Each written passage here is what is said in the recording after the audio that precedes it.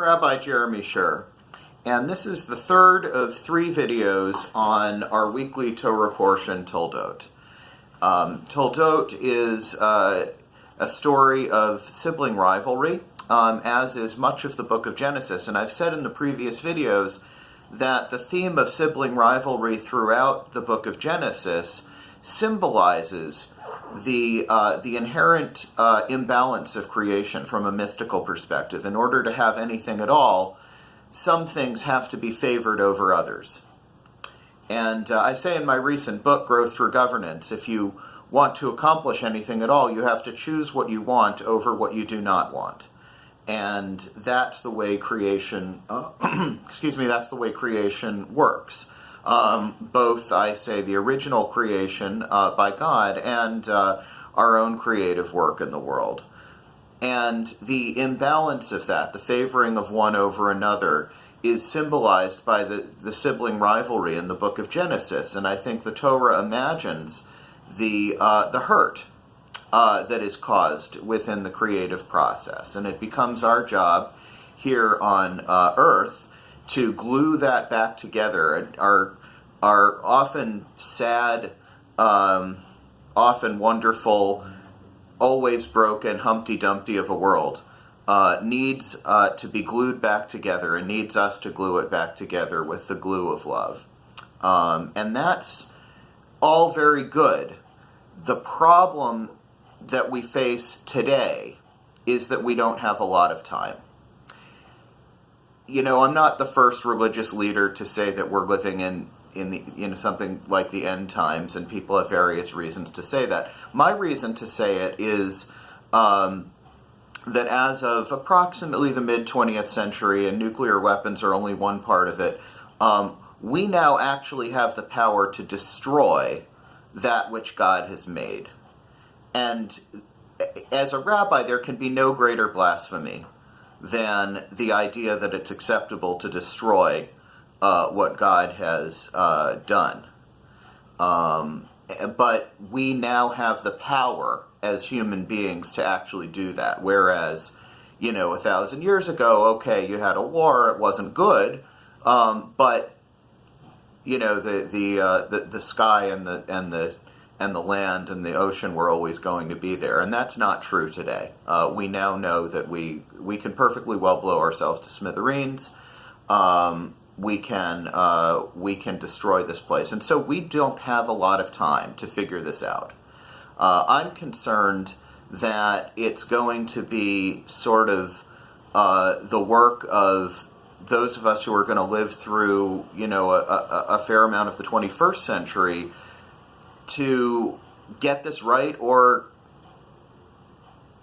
I don't really want to think about the alternative, but we don't have a lot of time to continue the way we've been continuing. And, in Judaism, creation happens at the same place that kind of redemption happens in the world, and the navel of the world, if you will, Jerusalem, the place where the Temple Mount is. Here's what I observe there. And we've had fires all over Israel this week. The Prime Minister was very quick to blame Arabs. It turns out, we don't actually know yet who's to blame. They did arrest some people, but it seems that some of the fires were not caused by, terrorism. One of the things that sort of got lost in the United States through all of that horrible, week that happened in Israel is that we've had death threats and vandalism and really scary knives taped to walls and this kind of thing against a Reformed Jewish synagogue by Orthodox Jews. So, don't even start telling me that there's no dangerous hatred and terrorism in the Jewish community in Israel, because there is. And it's people like me, it's people like us, more than likely, if you're clicking through to watch this video, who are hated there by the perpetrators of that violence. women of the wall. Women have a perfect legal right to pray at the Western Wall in Israel, but there's often violence. And I've been to a few Women of the Wall events in Jerusalem. What I observe is that, wars are constantly fought all over the place. Nations and provinces at war. Within the state of Israel, we're fighting over smaller amounts of land. In Jerusalem, zoning issues turn into war issues. We're fighting over houses. We're fighting over, city blocks. In the old city, we're often fighting over meters. And the closer you get to the Western Wall and the Temple Mount and the masjid, the Al-Aqsa Mosque there, the closer we get to fighting over centimeters. So we're literally having a conflict, actually purely within the Jewish community in Israel at this point, over meters and centimeters, over whether it's possible to share that space within the Jewish community. I don't even know how we're going to make peace with anybody else if we can't even have peace within our own community and refrain from physical violence against one another over centimeters, at that central place of the shattering and the breaking of the world.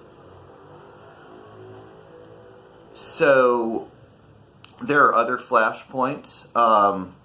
We've got, land sacred to Native Americans now, and some of my colleagues went there, and I know one of my colleagues is actually going back to protest and to protect the water from pollution and just the sanctity of sacred land. I think as Jews we understand that. And what's going on? American police are spraying people in 26-degree weather with water cannons, and there are hundreds of injuries. It's serious injuries. They have no way to warm up.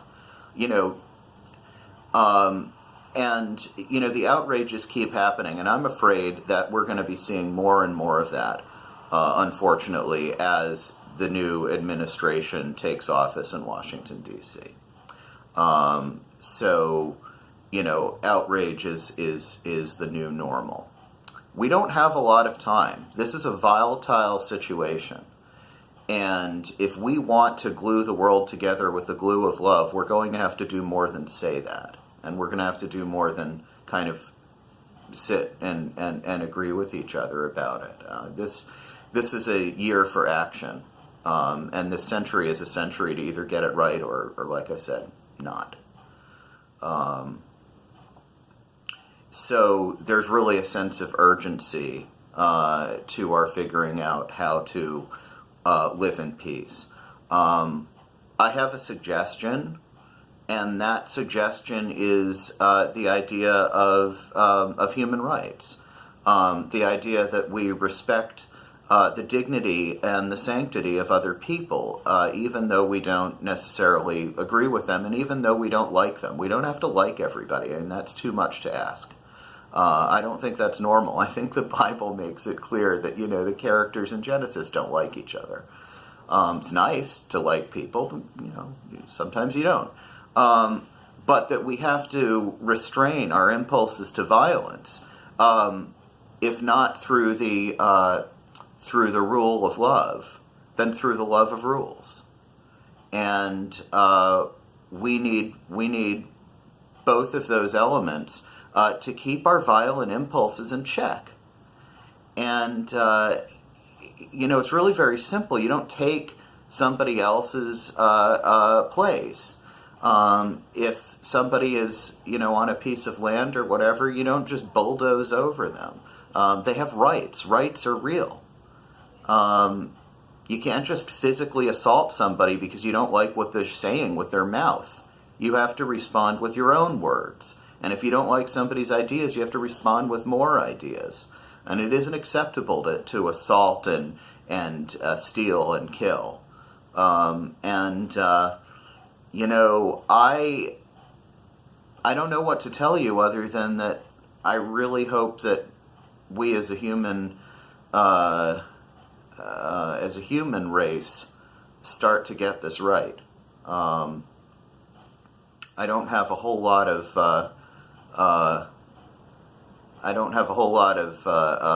rosy-colored glasses to put on that, except to say that, the fire is lit, and we need to get this right.